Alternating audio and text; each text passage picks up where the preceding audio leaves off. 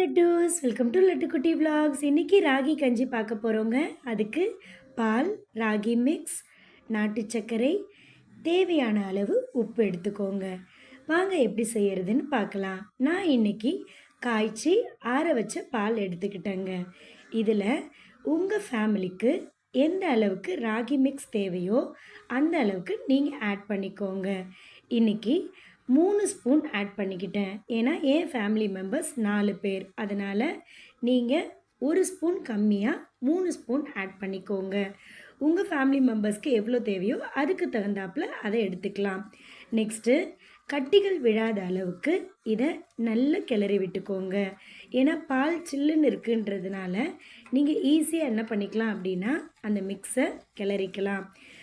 Next இதை நல்லா கிளறின உடனே இதை இந்த மிக்ஸை அப்படியே டைரெக்டாக நீங்கள் அடுப்பில் ப்ளேஸ் பண்ணிக்கோங்க. நான் இந்த ஃப்ளேவருக்காக கொஞ்சமாக உப்பு ஆட் பண்ணிக்கிட்டேங்க. உப்பு ஆட் பண்ணிக்கிட்டாலும் ஆட் பண்ணலாம். அப்படி இல்லைன்னா உங்களுக்கு சுவைக்கு ஏற்றாப்புல சர்க்கரையோ நாட்டு சர்க்கரையோ இல்லை வெல்லமோ ஆட் பண்ணிக்கலாம். நெக்ஸ்ட்டு இப்போ அடுப்பில் நான் ப்ளேஸ் பண்ணிட்டேங்க. இதை மிதமான தீயில் தான் நீங்கள் ரெடி பண்ணணும். ஏன்னா அதிகமான தீயில் வச்சிட்டிங்க அப்படின்னா கொஞ்சமாக அடி பிடிச்சிடும். அதனால் கைவிடாமல் கொஞ்சம் கிளறி விட்டுக்கிட்டே இருங்க. இது ரெடி ஆகிறதுக்குள்ளார இந்த கஞ்சியோட பயன்கள் என்னென்ன அப்படின்றத பார்க்கலாம். இதில் கால்சியம், அயன், ஃபைபர் அப்படின்ற நிறைய சத்துக்கள் இருக்குங்க. ஸோ கால்சியம் இருக்கிறதுனால நம்மளுடைய போன்ஸுக்கும் பற்களுக்கும் நல்லது. அயன் இருக்கிறதுனால இரத்த சோகை வராமல் நம்மளை பாதுகாக்கும். நெக்ஸ்ட்டு ஃபைபர் இருக்கிறதுனால செரிமான பிரச்சனைகள் இருக்காது. டயட்டில் இருக்கிறவங்களா இருந்தீங்க அப்படின்னா நீங்கள் பால் மட்டும் ஸ்கிப் பண்ணிக்கோங்க. நெக்ஸ்ட்டு இது பொங்கி வர டைமில் கொஞ்சமாக நான் ஃப்ளேவருக்காக ஏலக்காய் தூள் ஆட் பண்ணிக்கிறேன். இது ஆல்மோஸ்ட் ரெடி ஆயிடுச்சு. இந்த டைமில் நான் சுவைக்கு தகுந்தாப்பில் நாட்டு சர்க்கரையை ஆட் பண்ணிக்கிறேங்க. உங்களுக்கு தேவையான எவ்வளோ ஸ்பூன் வேணுமோ நீங்கள் அதை ஆட் பண்ணிக்கலாம். இப்போ கஞ்சி ரெடி ஆகிடுச்சு.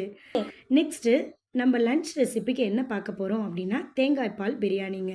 தேங்காய் பால் உங்களுக்கு எவ்வளோ குடும்பத்துக்கு தேவையோ அந்தளவுக்கு எடுத்துக்கலாம். இன்றைக்கி நான் அரை மூடி தேங்காய் பால் எடுத்து வச்சுருக்கேன். தென் 2 ஆனியன் எடுத்துக்கிட்டால் போதுங்க. வெங்காயம் நான் இதில் அதிகமாக வச்சுருக்கேன். ஏன்னா இன்றைக்கி முட்டை கிரேவியும் பண்ண போகிறேன் அப்படின்றதுனால அதிகமான வெங்காயம் எடுத்துக்கிறேங்க. இஞ்சி பூண்டு பேஸ்ட்டு உங்கள் காரத்துக்கு தகுந்தாப்பில் பச்சை மிளகாய் எடுத்துக்கோங்க. நெக்ஸ்ட்டு ஸ்பைசஸ்ங்க. பட்டை, ஏலக்காய், லவங்கம், 2 பிரிஞ்சி இலை. அதிகமான ஸ்பைசஸ் சேர்க்காதீங்க. இது சட்டிலான சுவையில் இருக்கணும். அதனால் ஸ்பைசஸ் கம்மியாக சேர்த்துக்கோங்க. முட்டை கிரேவிக்கு முட்டையை வேக வச்சுட்டேன். நெக்ஸ்ட்டு தேவையான அளவு அரிசியை தண்ணியில் ஊற வச்சுருக்கேன். நான் இன்றைக்கி பாஸ்மதி ரைஸ் எடுக்கலைங்க, பொன்னி அரிசி தான் எடுத்திருக்கேன். குக்கரில் செய்ய போகிறேன்றதுனால குக்கரை சூடுபடுத்திக்கோங்க. அதில் 2 ஸ்பூன் நெய் ஆட் பண்ணிக்கோங்க. உங்களுக்கு தேவைன்னா எண்ணெய் கூட ஆட் பண்ணிக்கலாம். நெய் ஆட் பண்ணிங்க அப்படின்னா ஃப்ளேவர் நல்லாவே இருக்கும். அதனால் நான் நெய் ஆட் பண்ணிக்கிட்டேன். இந்த நெய் சூடு ஏறின உடனே நம்ம எடுத்து வச்சுருக்கிற ஸ்பைசஸை இதில் ஆட் பண்ணிக்கோங்க. ஸ்பைசஸ் கொஞ்சம் அந்த எண்ணெயில் கொஞ்சம் சூடு ஏறட்டும். இப்போது இந்த டைமில் தேவையான அளவு வெங்காயத்தை ஆட் பண்ணிக்கோங்க. இந்த சைடில் நான் முட்டை கிரேவிக்கு செய்யறதுக்கு தேவையான அளவு எண்ணெய் பாயில் பண்ணிக்கிறேங்க. எண்ணெய் சூடு ஏறுற வரைக்கும் கொஞ்சம் வெயிட் பண்ணுவோம். அதுக்குள்ளார அங்கே நம்ம வெங்காயம் போட்டிருந்தோம் இல்லையா, அந்த வெங்காயம் எந்த அளவுக்கு வதங்கியிருக்கு அப்படின்னு பார்க்கலாம். ஸோ நல்லா ஃப்ரை பண்ணி விட்டுக்கோங்க. இப்போது எண்ணெய் சூடாயிடுச்சுங்க. இதில் கொஞ்சமாக பெருஞ்சீரகம் ஆட் பண்ணிக்கோங்க. பெருஞ்சீரகம் கொஞ்சம் பொரிஞ்சு வரும்போது அதில் தேவையான அளவு வெங்காயம் ஆட் பண்ணிக்கிட்டு அதை நல்லா வதக்கி விட்டுக்கோங்க. வெங்காயம் பொன்னிறமாக வரணுன்ற அவசியம் இல்லை. இந்த கிளாஸி ஃபினிஷ் அப்படின்னு சொல்லுவாங்க இல்லைங்களா, அந்த பதத்துக்கு வந்தால் போதுங்க. அப்படி இருந்தால் உங்களுக்கு சாப்பிடும் போது அந்த வெங்காயம் தென்படும் போது அது ஒரு தனி டேஸ்ட்டாக இருக்குங்க.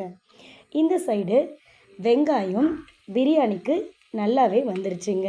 இதுலேயுமே ஒரு கிளாஸி ஃபினிஷ் வந்திருக்கு பாருங்கள். இந்த ஸ்டேஜில் நம்ம என்ன பண்ணணும் அப்படின்னா பச்சை மிளகாயை ஆட் பண்ணணுங்க.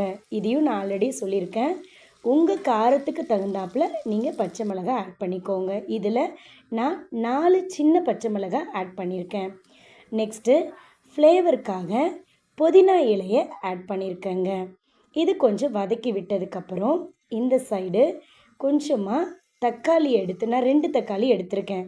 2 தக்காளியை அரைச்சி மிக்சியில் அரைச்சி இதில் ஆட் பண்ணியிருக்கேன். ஏன் அப்படின்னா கிரேவியை பதத்தில் எனக்கு வரணும் அப்படின்றதுக்காக இந்த மாதிரி கொடுங்க. நீங்களும் இந்த மாதிரி ட்ரை பண்ணி பாருங்கள், நல்லா டேஸ்டியாக இருக்கும்.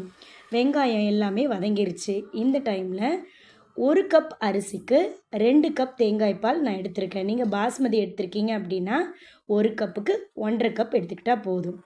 நெக்ஸ்ட்டு இந்த இடத்துல என்னோடய கிரேவி நல்லா கொதிச்சு வருதுங்க. இதில் ஸ்பைசஸ் ஆட் பண்ணிக்கலாம். மஞ்சள் தூள், நெக்ஸ்ட்டு மிளகாய்த்தூள், அதுக்கப்புறம் தேவையான அளவு உப்பு, கொஞ்சமாக கரம் மசாலா ஆட் பண்ணிக்கோங்க. ஸோ இதெல்லாம் ஆட் பண்ணி எண்ணெய் பிரிஞ்சு வர டைமில் கொஞ்சமாக நம்ம தேவையான அளவு கருவேப்பிலை இதெல்லாம் போட்டுக்கோங்க. நெக்ஸ்ட்டு இந்த சைட் பார்த்தோம் அப்படின்னா கொஞ்சம் கொதி வந்துருச்சுங்க. தேங்காய் பால் நம்ம ஊற்றணும் இல்லைங்களா, அது கொதி வந்துருச்சு. இந்த டைமில் அரிசியை போட்டுக்கலாம்.